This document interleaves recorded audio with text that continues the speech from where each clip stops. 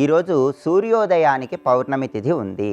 ఆశ్వీజ మాసంలో సూర్యోదయానికి పౌర్ణమి ఉంది కాబట్టి ఆశ్వీజ పౌర్ణమి సందర్భంగా ఎలాంటి సులభమైన పరిహారాలు చేస్తే సమస్త శుభాలు చేకూరతాయో, అలాగే పౌర్ణమి తిథి మంగళవారంతో కలిసి వచ్చిన సందర్భంగా పాటించాల్సిన ముఖ్యమైన విధి విధానాలేంటో నేటి శుభం లాభం అనే శీర్షికన పరిశీలిద్దాం.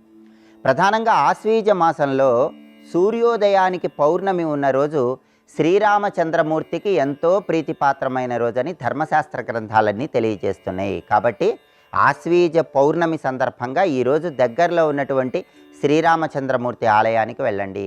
శ్రీరామచంద్రమూర్తి ఆలయంలో ధ్వజస్తంభం దగ్గర దీపాన్ని వెలిగించటం, శ్రీరామచంద్రమూర్తికి అర్చన చేయించుకోవటం, ఆలయంలో ప్రదక్షిణలు చేయటం, ఆలయంలో భక్తులకి అన్నదానం చేయటం ద్వారా సమస్త శుభాలు చేకూరతాయి. శ్రీరామచంద్రమూర్తి సంపూర్ణమైన అనుగ్రహం కలుగుతుంది.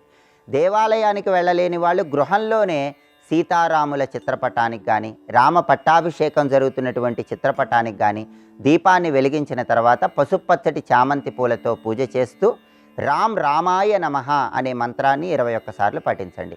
అటుకులు, బెల్లము, తేనె వీటిని శ్రీరామచంద్రమూర్తికి నైవేద్యంగా సమర్పించండి. ఇలా చేస్తే సూర్యోదయానికి పౌర్ణమి ఉంది కాబట్టి ఆశ్వీజ పౌర్ణమి సందర్భంగా శ్రీరామచంద్రమూర్తి సంపూర్ణమైన అనుగ్రహం కలుగుతుంది. అలాగే ఈ ఆశ్వీజ పౌర్ణమి మంగళవారంతో కలిసి వచ్చింది కాబట్టి ఈరోజు రాహుకాలంలో వెలిగించే నిమ్మకాయ దీపాలు సమస్త శుభాలను కలిగింపజేస్తాయి.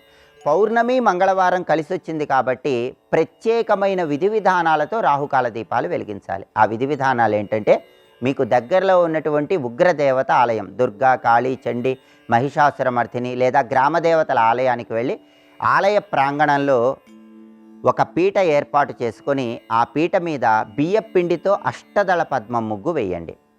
ఆ తర్వాత షట్కోణం ముగ్గు వేయండి. ఒక ఊర్ధ్వ త్రికోణము, ఒక అధో త్రికోణము కలిపి ముగ్గు వేస్తే దాన్ని షట్కోణం ముగ్గు అంటారు. ఈ షట్కోణం ముగ్గులో మొత్తం 12 బిందువులు ఉంటాయి.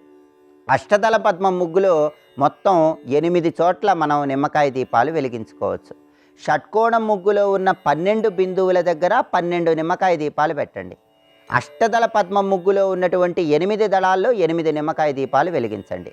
మొత్తం 12 + 8 20 నిమ్మ దీపాలు అవుతాయి. ఈ 20 నిమ్మ దీపాలు రాహుకాలంలో అంటే మధ్యాహ్నం 3 గంటల నుంచి 4:30 మధ్య ప్రాంతంలో వెలిగించండి. అలా వెలిగించిన తర్వాత అమ్మవారి ఆలయ ప్రాంగణంలో కూర్చొని దేవీ ఖడ్గమాల స్తోత్రాన్ని పారాయణ చేయండి.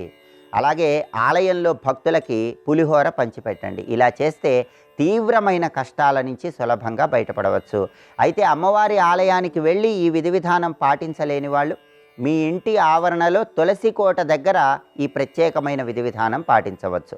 తులసి కోట దగ్గరైనా సరే అష్టదళ పద్మం ముగ్గు, షట్కోణం ముగ్గు వేసి 20 నిమ్మ దీపాలు వెలిగించి దేవి ఖడ్గమాల చదివి పులిహోర నైవేద్యం పెట్టి కుటుంబంలో సభ్యులు ప్రసాదంగా స్వీకరించి చుట్టుపక్కల వాళ్ళకు పంచిపెట్టండి. దీనివల్ల తీవ్రమైన కష్టాల నుంచి బయటపడవచ్చు, శత్రుబాధల్ని తొలగింపజేసుకోవచ్చు, దృష్టి దోషాలను అధిగమించవచ్చు.